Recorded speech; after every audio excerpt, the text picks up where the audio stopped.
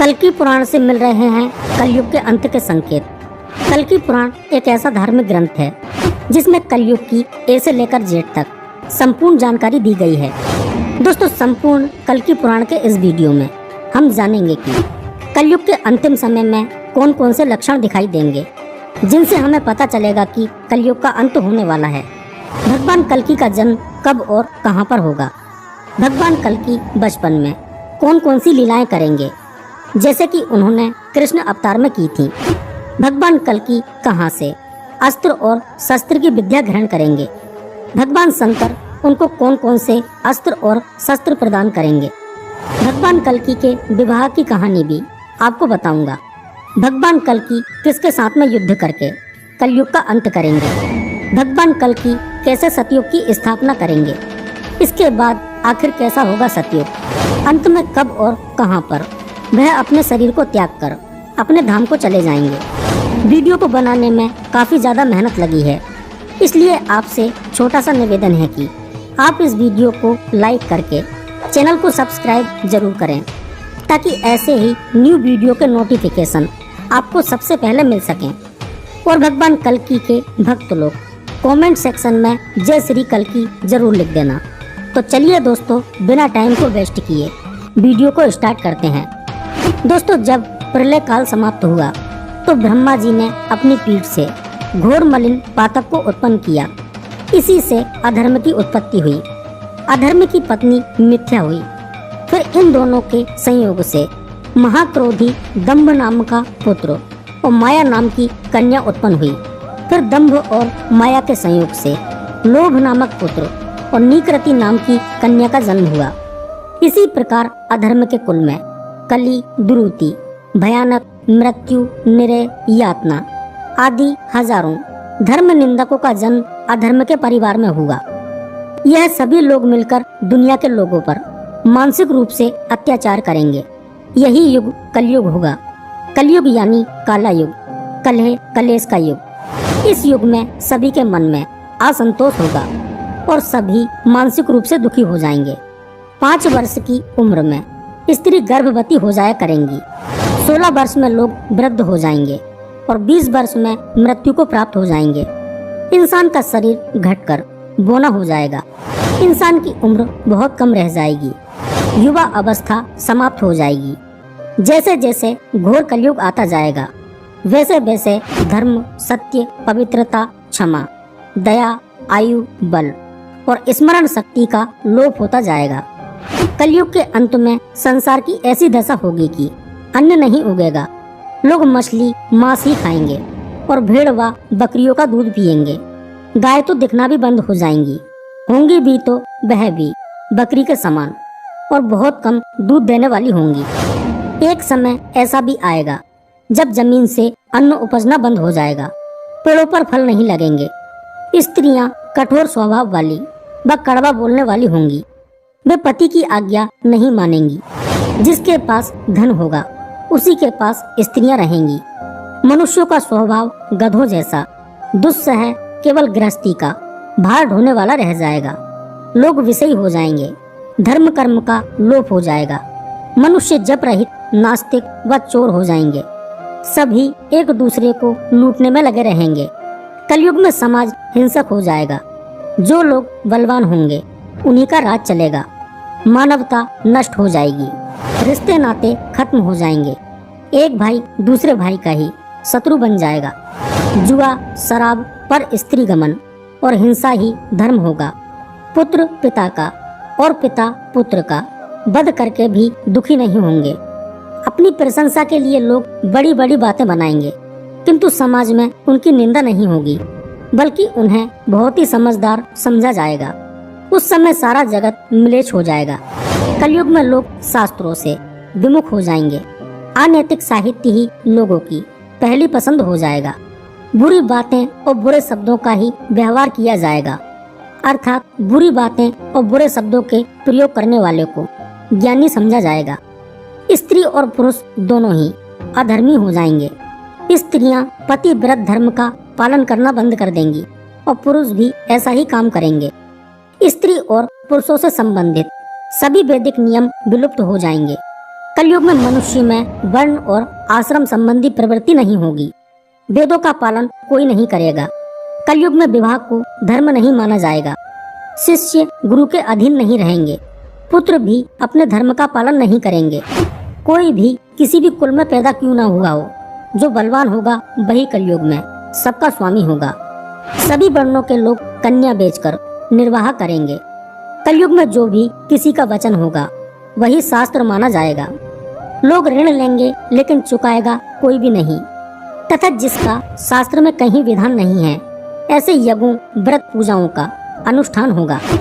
मनुष्य अपने आप को ही बहुत बड़ा पंडित समझेंगे और बिना प्रमाण के ही सब कार्य करेंगे।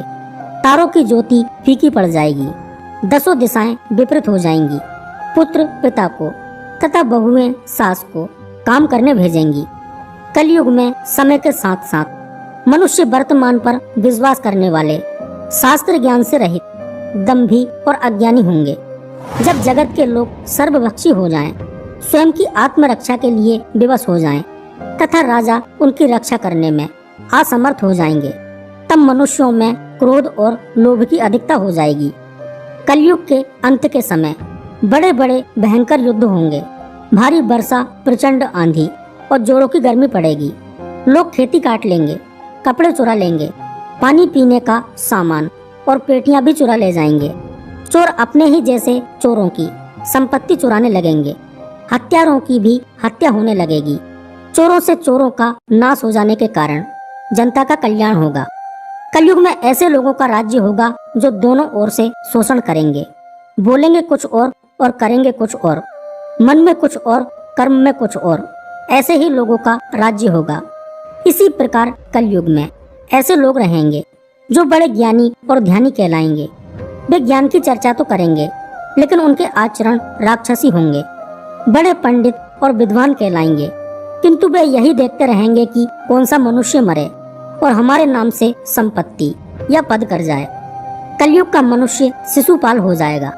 कलयुग में वह बालकों के लिए ममता के कारण इतना करेगा कि उन्हें अपने विकास का अवसर ही नहीं मिलेगा। मोह माया में ही घर बर्बाद हो जाएगा। किसी का बेटा घर छोड़कर साधु बनेगा तो हजारों व्यक्ति दर्शन करेंगे, किंतु यदि अपना बेटा साधु बनता होगा तो रोएंगे कि मेरे बेटे का क्या होगा। इतनी सारी ममता होगी कि उसे मोह माया और परिवार में ही बांध कर रखेंगे। उसका जीवन वहीं खत्म हो जाएगा और अंत में बेचारा अनाथ होकर मरेगा। कलयुग में धनी लोग लड़के लड़की के विवाह में, मकान के उत्सव में, छोटे बड़े उत्सवों में तो लाखों रुपए खर्च कर देंगे, परंतु पड़ोस में यदि कोई भूखा प्यासा होगा तो यह नहीं देखेंगे कि उसका पेट भरा है या नहीं भरा। उनका अपना ही सगा भूख से मर जाएगा और वे देखते रहेंगे। दूसरी ओर मौज मदिरा, मांस भक्षण, सुंदरता और व्यसन में पैसे उड़ा देंगे, किंतु किसी के 2 आंसू पहुँचने में उनकी जरा भी रुचि नहीं होगी। जैसे जैसे कलयुग और आगे बढ़ेगा वैसे वैसे भारत की गद्दी पर वेद विरोधी लोगों का शासन होने लगेगा।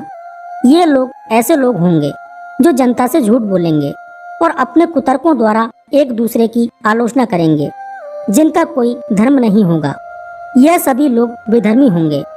ये सभी मिलकर भारत को तोड़ेंगे और अंततः भारत को एक अराजक भूमि बनाकर छोड़ देंगे। अपनी तुच्छ बुद्धि को ही शाश्वत समझकर कुछ मूर्ख लोग ईश्वर की तथा धर्म ग्रंथों की प्रामाणिकता मांगने का दुस्साहस करेंगे। इसका अर्थ है कि उनके पाप जोर मार रहे होंगे। सबके सब राजा और राजनेता आचार विचार में मिलेच प्राय होंगे। वे सब एक ही समय में भिन्न भिन्न प्रांतों में राज करेंगे। ये सबके सब परले सिरे के झूठे, अधार्मिक और स्वल्प दान करने वाले होंगे। छोटी बातों को लेकर ही ये क्रोध के मारे आग बबूला हो जाएंगे। ये दुष्ट लोग स्त्री, बच्चों और गौओं को मारने में भी नहीं हिचकेंगे। दूसरे की स्त्री और धन हत्या लेने में ये सदा उत्सुक रहेंगे। ना तो इन्हें बढ़ते देर लगेगी और ना ही घटते। इनकी शक्ति और आयु थोड़ी होगी। राजा के वेश में ये मिलेच्छी होंगे। यह लोग लूट घसोट कर अपनी प्रजा का खून चूसेंगे। जब ऐसे लोगों का शासन होगा तो देश की प्रजा में भी वैसे ही स्वभाव, आचरण और भाषण की वृद्धि हो जाएगी। राजा लोग तो उनका शोषण करेंगे ही, आपस में वे भी एक दूसरे का शोषण करेंगे। और अंततः सब के सब नष्ट हो जाएंगे। भयंकर कलयुग के आने पर मनुष्य का आचरण दुष्ट हो जाएगा। योगी भी दुष्ट चित्त वाले होंगे। संसार में परस्पर विरोध फैल जाएगा। ब्राह्मण, क्षत्रिय, वैश्य दुष्ट कर्म करने वाले होंगे और विशेषकर राजाओं में चरित्रहीनता आ जाएगी। देश देश और गांव-गांव में कष्ट बढ़ जाएंगे। संत जन दुखी होंगे। अपने धर्म को छोड़कर लोग दूसरे धर्म का आश्रय लेंगे। देवताओं का देवत्व भी नष्ट हो जाएगा और उनका आशीर्वाद भी नहीं रहेगा। मनुष्यों की बुद्धि धर्म के विपरीत हो जाएगी और पृथ्वी पर मिलेच्छों के राज्य का विस्तार हो जाएगा। कलयुग में थोड़े से धन से मनुष्यों में बड़ा घमंड होगा। स्त्रियों को अपने बालों पर ही रूपवती होने का गर्व होगा। कलयुग में स्त्रियां धनहीन पति को त्याग देंगी। उस समय धनवान पुरुष ही स्त्रियों का स्वामी होगा। जो अधिक देगा उसे ही मनुष्य अपना स्वामी मानेंगे। उस समय लोग प्रभुता के कारण ही संबंध रखेंगे। द्रव्य राशि घर बनाने में ही समाप्त हो जाएगी।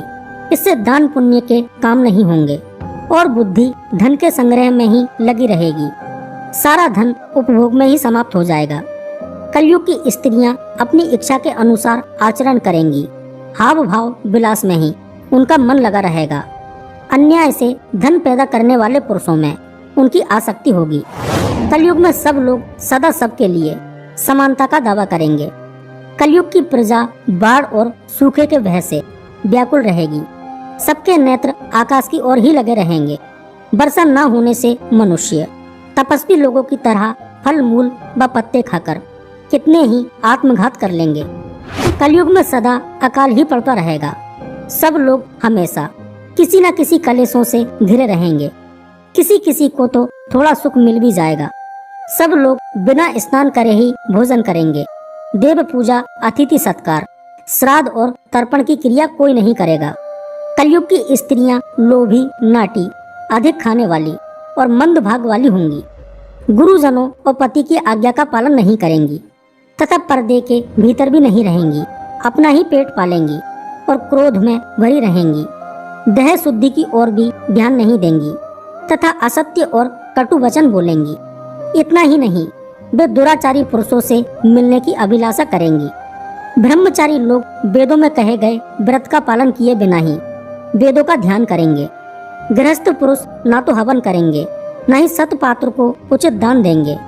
वनों में रहने वाले वन के कंद मूल आदि से निर्वाह न करके ग्रामीण आहार का संग्रह करेंगे और सन्यासी भी मित्र आदि के स्नेह बंधन में बंधे रहेंगे। भयंकर कलयुग के आने पर राजा प्रजा की रक्षा न करके बल्कि कर के बहाने प्रजा के धन का अपहरण करेंगे। अधम मनुष्य संस्कारहीन होते हुए भी पाखंड का सहारा लेकर लोगों को ठगने का काम करेंगे। इस प्रकार कलयुग के अंतिम समय में संसार की दशा बहुत ही भयानक और डराने वाली हो जाएगी। कोई भी किसी भी देवी देवता की पूजा नहीं करेगा, जिससे देवताओं को भोग मिलना बंद हो जाएगा और अधर्म का परिवार चारों ओर हाहाकार मचा देगा। तब सभी देवगण दुखी होकर भगवान ब्रह्मा जी के पास जाएंगे। तब ब्रह्मा जी बोलेंगे कि इन राक्षसों का अंत तो केवल श्री हरि विष्णु ही कर सकते हैं। तब ब्रह्मा जी और सभी देवगण भगवान विष्णु के पास जाते हैं और उनसे विनती करते हैं कि पृथ्वी पर सभी वैदिक कर्मों का लोप हो गया है। चारों ओर बस अधर्म का राज फैला हुआ है। दुनिया के लोगों को कली ने पीड़ित करके गुलाम बना रखा है। कोई भी किसी देवी या देवता की पूजा नहीं करता है। चारों ओर अंधकार छाया हुआ है। तब भगवान विष्णु बोलेंगे कि अभी तो तुम लोग जाओ, मैं जल्द ही पृथ्वी पर अवतार लेकर तुम्हारा कल्याण अवश्य करूंगा।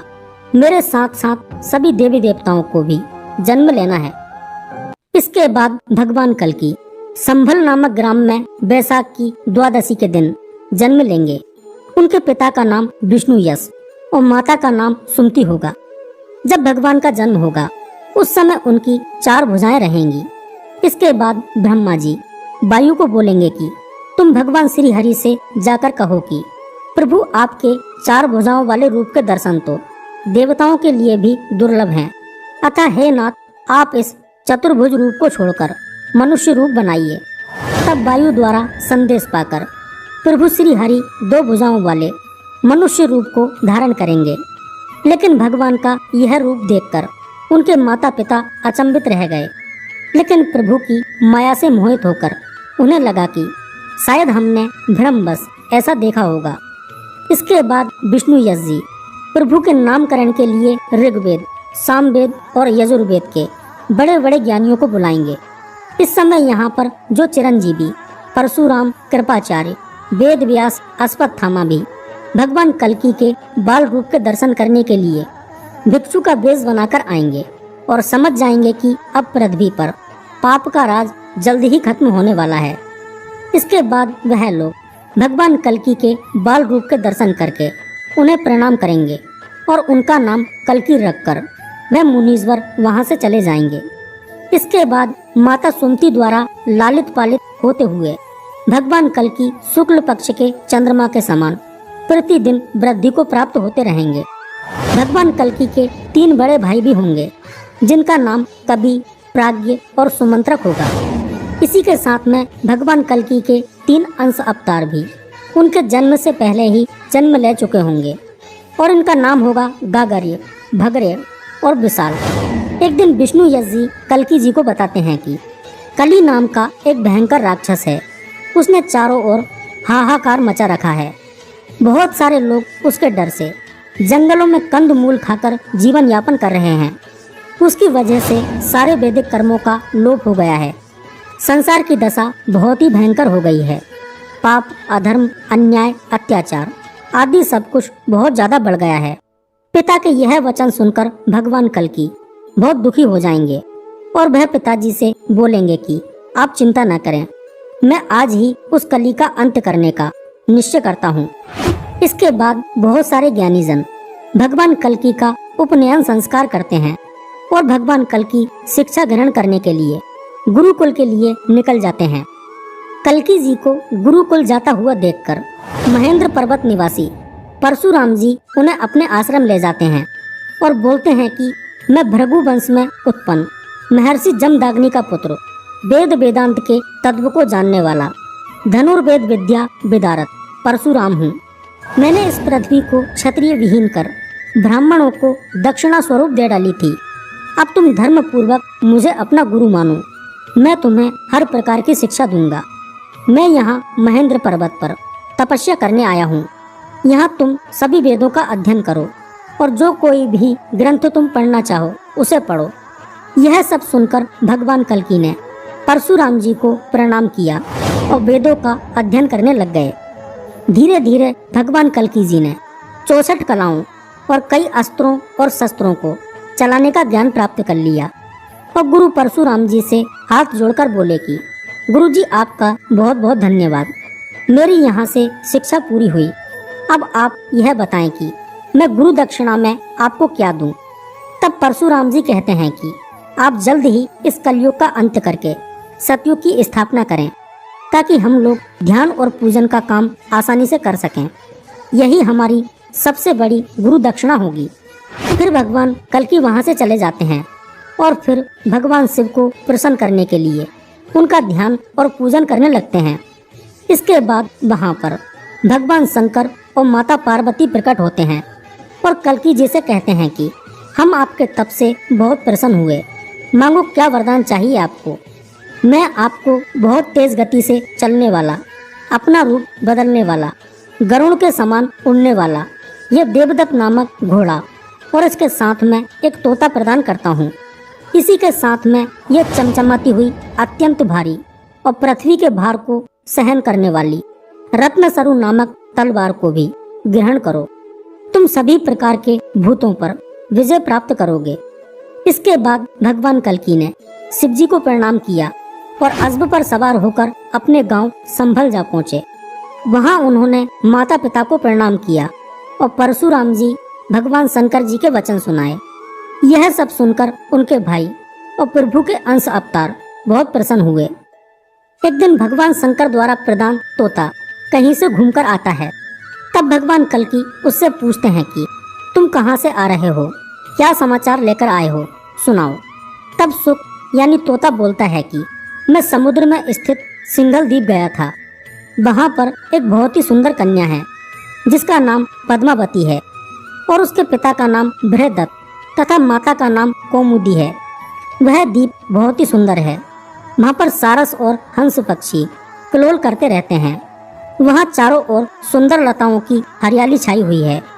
वहाँ पर सुंदर भवन है और उनके चारों ओर पुष्प छाए हुए हैं। वह कन्या इतनी सुंदर है कि उसके समान संसार में कोई दूसरी कन्या नहीं है। उसकी सुंदरता का बखान शब्दों में कर पाना असंभव है। उसने भगवान शंकर की तपस्या की। तब भगवान शंकर और पार्वती जी ने वहां उपस्थित होकर उन्हें वर प्रदान किया कि स्वयं भगवान नारायण से तुम्हारा विवाह संपन्न होगा। उसके अतिरिक्त कोई भी राजकुमार तुम्हारे वर लायक नहीं है। यदि कोई भी तुम्हारी तरफ गलत नजरों से देखेगा तो चाहे वह दैत्य, नाग, गंधर्व, मनुष्य कोई भी हो, अपनी उम्र के अनुसार तुरंत ही स्त्री रूप को धारण कर जाएगा। भगवान नारायण के अतिरिक्त जो भी तुम्हारे साथ विवाह करने की सोचेगा उसके साथ में ऐसा ही होगा। यह वरदान प्राप्त करके भगवान शंकर अंतर ध्यान हो गए और लक्ष्मी रूपा पद्मा जी अपने घर को आ गईं। जब यह बात पद्मा जी ने अपने माता पिता को बताई तो उन्हें विश्वास नहीं हुआ कि हमारी पुत्री का विवाह स्वयं भगवान श्री हरि से होगा। काफी समय बीत गया। राजा बृहदत्त ने अपनी कन्या के विवाह के लिए बहुत सारे राजकुमारों को बुलाया, लेकिन जैसे ही उन्होंने पद्मा जी को गलत नजरों से देखा, सबके सब स्त्री रूप को प्राप्त हो गए और कुछ लोग यह खबर जानकर ही वहां से चलते बने। यह सब देखकर पद्मा जी और उनके माता पिता बहुत दुखी हुए। यह सब बातें शुक ने भगवान कल्कि को बताईं। तब भगवान कल्कि ने शुक से कहा कि ऐसा करो, तुम पुनः वहां पर जाओ और पद्मा जी से कहना कि भगवान नारायण का कल्कि के रूप में अवतार हो चुका है और मैं जल्द ही उन्हें लेने आऊंगा। इसके बाद शुक वहां से चले जाते हैं और सारा वृतांत जाकर लक्ष्मी रूपी माता पद्मा को सुना देते हैं। यह सब जानकर पद्मा जी अत्यंत प्रसन्न होती हैं। तब वह भगवान कल्कि के बारे में बहुत कुछ बातें शुक से पूछती हैं और शुक उन्हें सारी बातें बताते हैं। इसके बाद भगवान कल्कि देवदत्त नामक घोड़े पर सवार होकर शुक को अपने साथ लेकर सिंगल द्वीप की ओर चले जाते हैं और वहां से बड़ी धूमधाम के साथ में पद्मा जी और कल्कि जी का विवाह संपन्न होता है और वह वहां से अपने गांव वापस आ जाते हैं और यहाँ पर बहुत जश्न मनाया जाता है। इसके कुछ दिन बाद भगवान कल्कि अपने भाइयों, अंश अवतारों और बहुत से देवी देवताओं जिनका अवतार हुआ है और चिरंजीवियों के साथ में संसार से अधर्म के कुल का विनाश करने के लिए निकल पड़ते हैं और पापी तथा अधर्मियों को ढूंढ ढूंढ कर तलवार से उनका सिर कलम कर देते हैं। पापी और अधर्मी उनको जहाँ पर भी दिखते हैं भगवान कल्कि उन सब का उधर ही दी एंड कर देते हैं। जो भगवान के भक्त लोग होते हैं तथा धर्म के रास्ते पर होते हैं उनका कुछ भी नहीं होता है। इसके बाद भगवान कल्कि का सबसे अंत में कली राक्षस से मुकाबला होता है। कली सभी युगों में सबसे भयंकर राक्षस था। उसे मारने के लिए भगवान कल्कि को बहुत परिश्रम करना पड़ता है, लेकिन अंत में कली मारा जाता है और इस प्रकार अधर्म के पूरे परिवार का विनाश भगवान कल्कि कर देते हैं। इसी बीच में भगवान कल्कि का विवाह वैष्णवी शक्ति रूपा माता रमा से भी होगा, क्योंकि त्रेता युग में माता वैष्णो देवी ने भगवान राम से विवाह करने के लिए घोर तपस्या की थी। तब भगवान राम ने प्रसन्न होकर उनसे कहा था कि इस युग में तो मैं तुमसे विवाह नहीं कर सकता, लेकिन कलयुग में कल्कि अवतार के रूप में मैं प्रकट होऊंगा, तब तुमसे विवाह अवश्य करूंगा। माता वैष्णो आज भी भगवान कल्कि का इंतजार कर रही हैं। भगवान कल्कि के 4 पुत्र होंगे जिनके नाम क्रमशः जय, विजय, मेघवाल तथा बलाहक होगा। अंत में भगवान कल्कि मरु और देवापी राजाओं को पृथ्वी का कार्यभार संभालकर अपने शरीर का त्याग करके अपने धाम को वापस चले जाएंगे और इस प्रकार पृथ्वी पर एक बार फिर से सतयुग प्रारंभ हो जाएगा। दोस्तों, सतयुग सबसे पहला युग है। ये 17,28,000 साल का होता है। इसी प्रकार से हर युग की अलग अलग उम्र होती है। सतयुग की सबसे बड़ी जो खास बात है वह यह है कि इसमें धर्म के 4 पैर थे यानी सतयुग के अंदर ऐसे लोग रहते हैं जो धर्म का पालन करते हैं और हमेशा ईश्वर का नाम जपते रहते हैं। इस युग के अंदर कहीं पर भी कोई भी इंसान अधर्मी नहीं होता। सारे इंसान सत्यवादी होते हैं और हमेशा ईश्वर की भक्ति में लीन रहते हैं। सतयुग के अंदर कोई भी इंसान पापी नहीं होगा। वे हर तरह से ईमानदार होंगे। कोई किसी का बुरा नहीं करेगा। मतलब उस युग के अंदर किसी भी प्रकार की बुराई मौजूद नहीं होगी। लोग स्वार्थी नहीं होंगे। वे सदा एक दूसरे की मदद करेंगे और भगवान की भक्ति में लीन रहेंगे। सतयुग के इंसानों के अंदर बहुत ही अलौकिक पावर भी मौजूद होगी। उनको किसी भी प्रकार की मेहनत करने की कोई आवश्यकता नहीं होगी। उन्हें जो कुछ भी चाहिए होगा वह सब उनकी इच्छा शक्ति मात्र से ही पैदा हो जाएगा। वे मस्ती से अपनी जिंदगी बिताएंगे और भगवान का नाम भी जपते रहेंगे। सतयुग के अंदर कोई भी इंसान अधर्म नहीं करेगा। यदि कोई इंसान गलत काम करता है तो उसकी अपने आप ही मौत हो जाया करेगी। और वैसे भी उस युग के अंदर गलत काम करने की किसी को कोई जरूरत ही क्या है, जब उनकी हर मनोकामना इच्छा मात्र से ही पूर्ण हो जाया करती है। धर्मशास्त्र के अनुसार सतयुग के अंदर व्यक्ति की आयु 1,00,000 वर्ष होगी। कलयुग के अंदर तो व्यक्ति की आयु 100 वर्ष होती है। द्वापर युग के अंदर व्यक्ति की आयु 1,000 वर्ष होती थी और त्रेता युग के अंदर व्यक्ति की आयु 10,000 वर्ष होती थी। हर युग के अंदर भगवान को प्राप्त करने का मार्ग भी अलग होता था। कलयुग के अंदर केवल भगवान का नाम लेने से ही भगवान की प्राप्ति हो जाती है। सतयुग में भगवान को प्राप्त करने का मार्ग था भगवान का ध्यान करना और त्रेता युग के अंदर भगवान को पाने का मार्ग था यज्ञ। भगवान रामचंद्र जी के समय बहुत सारे यज्ञ होते थे और द्वापर युग के अंदर मूर्ति पूजा को प्रमाण माना गया है। कलयुग के अंदर आम इंसान की औसत ऊंचाई 5 से 6 फीट होती है। वहीं द्वापर युग में यह 11 फीट होती है और सतयुग के अंदर यह 32 फीट होती है। त्रेता युग में 21 फीट लंबाई थी। तो दोस्तों आज के वीडियो में बस इतना ही। मिलते हैं अगले वीडियो में किसी ऐसे ही टॉपिक के साथ में। यदि वीडियो पसंद आया हो तो प्लीज़ वीडियो को लाइक करें और चैनल को सब्सक्राइब करके साथ में घंटी वाला बेल आइकन जरूर दबा दें। तभी आपको न्यू वीडियो का नोटिफिकेशन मिल पाएगा। धन्यवाद।